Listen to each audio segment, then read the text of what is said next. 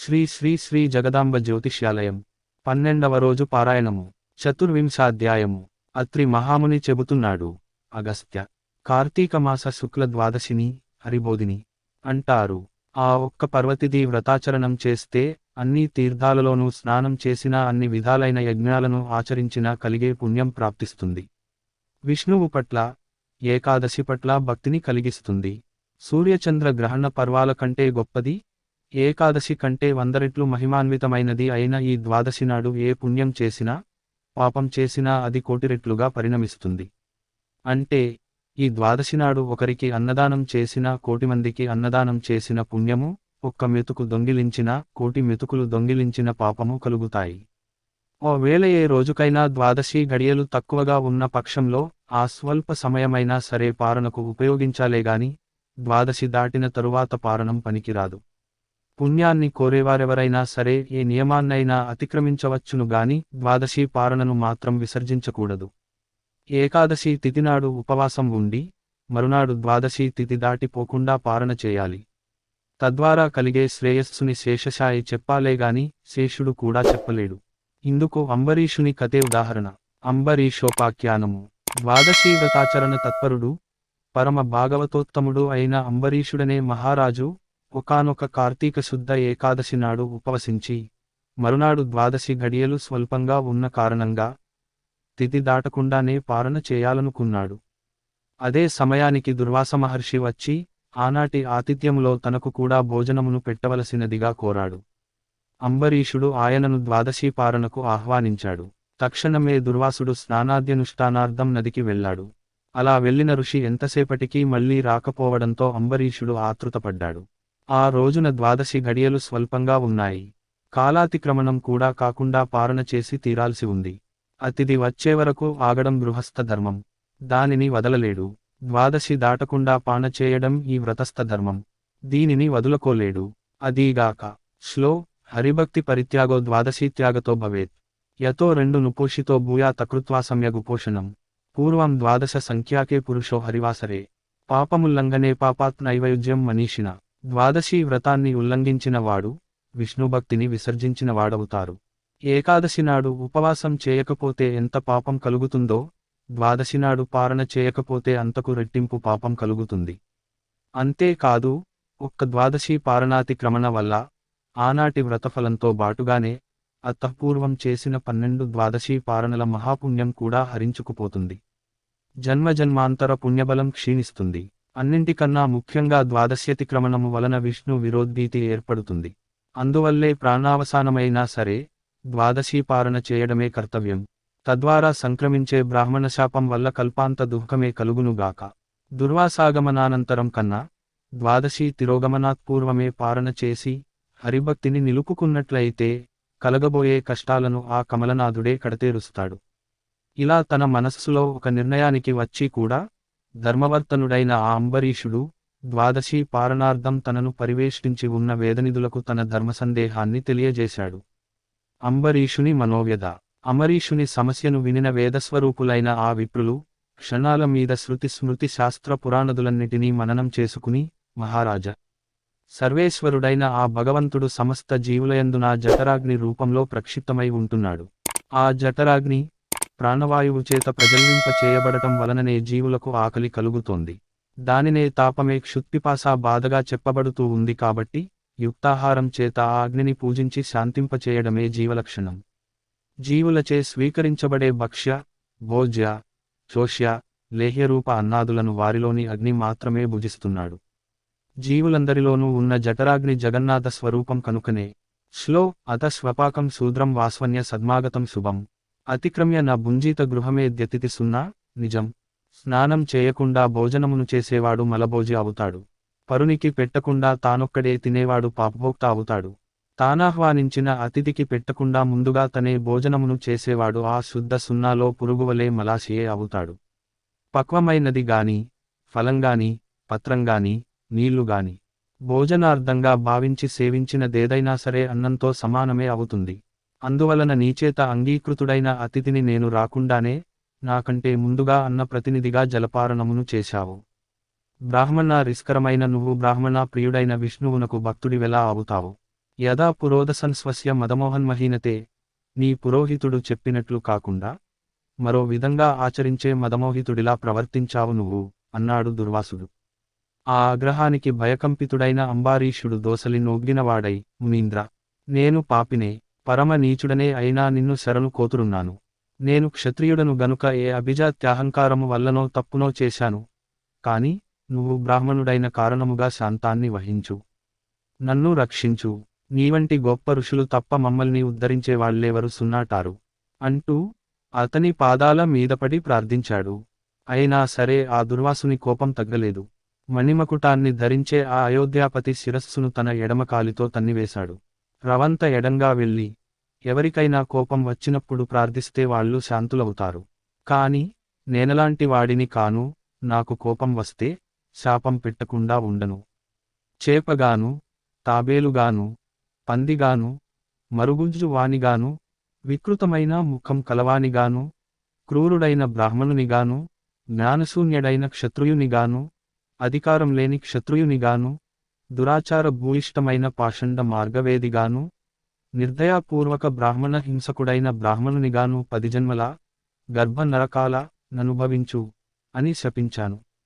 అప్పటికే బ్రాహ్మణ శాపభయంతో అవాక్కై ఉన్నాడు అంబరీషుడు. అయినా అతని అంతరర్యంలో సుస్థితుడై ఉన్న శ్రీమహావిష్ణువు కల్పాంతరకాల లోకకళ్యాణార్థము బ్రాహ్మణ వాక్యాన్ని తిరస్కరించకూడదనే తన వ్రతం వల్ల ఆ 10 జన్మల శాపాన్ని తానే భరించదలచి గృహ్ణమి అని ఊతుకున్నాడు. ఇన్ని శాపాలిస్తే గృహ్ణమి అంటాడేమిటి రాజు, వీనికింకా పెద్దశాము ఇవ్వాలి అని మరోసారి నోరు తెరవబోయాడు. దుర్వాసుడు కాని సర్వజ్ఞుడైన శ్రీహరి దుర్వాసుడి నోట ఇంకో శాపం వెలువడకుండానే భక్తుడైన అంబరీషుని రక్షణార్థ సున్నాగా తన ఆయుధమైన సుదర్శనాన్ని వినియోగించడంతో అక్కడి పూజాస్థానంలో ఉన్న యంత్రాన్ని ఆవహించి జగదేక శరణ్యము, జగదేక భీకరము అయిన సుదర్శన చక్రము రివున దుర్వాసుని వంకగా కదిలింది. అచేతనాలైన పూజిత సంజ్ఞలలోంచి జడమైన విష్ణుచక్రం దివ్యకాంతి ప్రభాశోభతమై తన వంకగా కదలి రావడాన్ని చూడగానే దూర్వాసుడు త్రుళ్ళిపడ్డాడు. ఆ చక్రానికి చిక్కగూడదని భూచక్రమంతా గూడా క్షణాల మీద పరిభ్రమించాడు. అయినా సుదర్శనం అతగాడిని తరుముతూనే ఉంది. వీతావహుడైన ఆ దూర్వాసుడు వశిష్ఠాది బ్రహ్మర్షులని, ఇంద్రాది అష్టదిక్పాలకులని, చిట్టచివరికి శివ బ్రహ్మలని గూడా శరణు కోరాడు. కాని అతని వెనకనే విహ్వల మహాగ్ని జ్వాలాయుతంగా వస్తున్న విష్ణుచక్రాన్ని చూసి ఎవరికి వారే తప్పుకున్నారే తప్పవిడిచి తెగించి ఎవరూ అభయాన్నీయలేదు. పంచవింశోధ్యాయ సమాప్త. 25వ అధ్యాయము. షడ్వింశ2 ఈ విధంగా ప్రాణ్భీతుడైన దుర్వాసుడు సంభవిత లోకాలన్నీ సంచరించి చిట్టచివరగా చక్రపాణి అయిన విష్ణువు లోకాన్ని చేరాడు. హే బ్రహ్మణప్రియ, మాధవ, మధుసూదన, కోటి సూర్యులతో సమానమైన కాంతిని, వేడిని కలిగిన నీ సుదర్శన చక్రం నన్ను చంపడానికై వస్తూ ఉంది. బ్రాహ్మణ పాదముద్రా సుశోభిత మనోరస్కుడవైన నువ్వే నన్నీ ఆపద నుంచి కాపాడాలి అని ఘోషిస్తూ సర్వేశ్వరుడైన ఆ శ్రీహరినే శరణు కోరాడు. విలాసంగా నవ్వాడు విష్ణువు. దూర్వాస, ప్రపంచానికి నేను దైవాన్నైనా నాకు మాత్రం బ్రాహ్మణులే దైవాలు. కాని నువ్వు సద్బ్రాహ్మణుడవు, రుద్రాంశ సంభూతుడవు అయి ఉండిగూడా అంబరీషుణ్ణి అకారణముగా శపించావు. పారణకు వస్తానని చెప్పి స్నానార్థమై వెళ్ళిన నువ్వు సకాలానికి చేరుకోలేదు. ఆలస్యంగా రాదలుచుకున్న వాడివి నీ కోసం ఎదురుచూడకుండా 12 గడియలు గతించిపోకుండా పారణ చేయడానికి అనుమతినైనా ఇయ్యలేదు. 12 దాటిపోవడానికి కొన్ని క్షణాలు మాత్రమే వ్యవధి ఉన్న సమయంలో వ్రత భంగానికి భయపడి మంచినీళ్లను తీసుకున్నాడే గాని ఆకలితోనో నిన్నవమానించాలనో కాదు. అనాహారేపి యచ్చస్తం శుద్ధ్యర్థం వర్ణినాం సదా. నిషిద్ధాహారులకు కూడా జలపానము దోషము కాదని శాస్త్రాలు చెబుతుండగా అదేమంత తప్పని నువ్వు శపించాల్సి వచ్చింది. ఆత్రేయ, నువ్వెంత కటువుగా మాట్లాడినా కూడా అతగాడు నిన్ను వినయపూర్వకంగా శాంతించుమని వేడుకున్నాడేగాని కోపగించుకోలేదు గదా. అయినా సరే ముముక్షువైన అతగాడిని నువ్వు 10 దుర్భర జన్మలను పొందాలని శపించావు. నా భక్తులను రక్షించుకోవడం కోసం నీ శాపాన్ని నిమిషంలో త్రిప్పివేయగలను.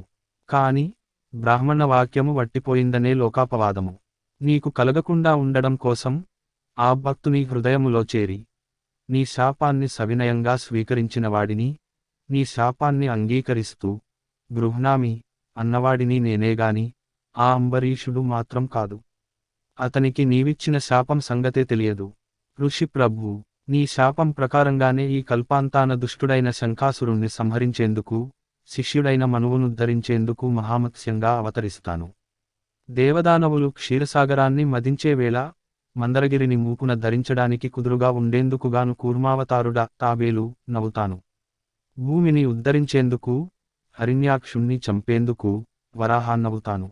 హిరణ్యకశిపుణ్ణి సంహరించడం కోసం వికృతాననం గల, నరసింహ, రూపావతారదారుడినవుతాను. సర్వదేవతా సంరక్షణ కోసం ధర్మబలుడైనా కూడా దానవుడు గనుక, బలి అనేవాడిని శిక్షించేందుకు వామనుడనవుతాను. త్రేతాయుగమున జమదగ్నికి కుమారుడిగా పుట్టి సాయుధ బ్రాహ్మణుడనై దుర్మదులైన రాజులను దుల్లగొడతాను. రావణ సంహారార్థమై ఆత్మజ్ఞానశూన్యుడైన అంటే నేనే భగవంతుడనే దానిని మర్చిపోయిన మాయామానుష విగ్రహుడైన దశరథ రామునిగా అవతరిస్తాను. ద్వాపరంలో జ్ఞానిని, బలవంతుడను అయి ఉండి కూడా, రాజ్యాధికారం లేకుండా రాజు, బలరాముడు కు తమ్మునిగా కృష్ణునిగా జన్మిస్తాను. కలుయుగారంభాన పాపమోహము కొరకు పాషండమత ప్రచారకూడనై బుద్ధుడనే పేరున పుడతాను. ఆ యాగంతన శత్రుఘాతుకుడైన బ్రాహ్మణునిగా ప్రభావిస్తాను. దుర్వాస, నా ఈ దశావతారాలను, ఆయా అవతారాలలోని లీలలను ఎవరు వినినా, చదివినా తెలుసుకున్నా, వారి పాపాలు పటాపంచలవుతాయి. శ్లో ధర్మానానా విధా వేదే విస్తృతా వరజన్మనాం. దేశకాల వయోవస్థా వర్ణాశ్రమ విభాగశ. దేశ, కాల, వయో రెండు అవస్థలను బట్టి వర్ణాశ్రమాలను ననుసరించి, ధర్మము అనేక విధాలుగా వేదముచే ప్రవచింపబడి ఉంది. అటువంటి వివిధ ధర్మాలలోనూ కూడా, ఏకాదశి నాడుపవాసం, ద్వాదశి దాటకుండా పారణం అనేవి విశ్వజనీనంగా భాసిస్తున్నాయి. అటువంటి వైదిక ధర్మాచరణమును చేసినందుకుగాను, నువ్వా అంబరీషుణ్ణి శపించింది చాలక, తిరిగి మరో ఘోరశాపమును ఇవ్వబోయావు. బ్రాహ్మణుడవైన నీ వాక్యాన్ని సత్యము చేయడము, భక్తుడైన ఆ రాజును కాపాడుకోవడము రెండూ నా బాధ్యతలే గనక పునః శపించబోయే నిన్ను నివారించడానికే నా చక్రాన్ని నియమించాను. ఏవం శ్రీ స్కాంద పురాణంతర్గత కార్తీక మాహాత్మ్యే షడ్వింశాధ్యాయ సమాప్త. 24, 25, 26 అధ్యాములు. 12వ రోజు. నిషిద్ధములు: ఉప్పు, పులుపు, కారం, ఉసిరి, దానములు, పరిమళ ద్రవ్యాలు, స్వయంపాకం, రాగి, దక్షిణ. పూజించాల్సిన దైవము: భూదేవి సహిత శ్రీమహావిష్ణు లేక కార్తీక దామోదరుడు. జపించాల్సిన మంత్రము: ఓం భూర్భువర్విష్ణవే వరాహాయ కార్తీక దామోదరాయ స్వాహ. ఫలితము: బంధవిముక్తి, జ్ఞానం, ధనధాన్యాలు. 12వ ద్వాదశి నాటి పారాయణము సమాప్తము. శ్రీ శ్రీ శ్రీ జగదాంబ జ్యోతిష్యాలయం. మరిన్ని వీడియోలు కోసం మా ఛానల్ని సబ్స్క్రైబ్ చేసుకోండి. మా వీడియో అలర్ట్ కోసం గంట సింబల్ని నొక్కండి.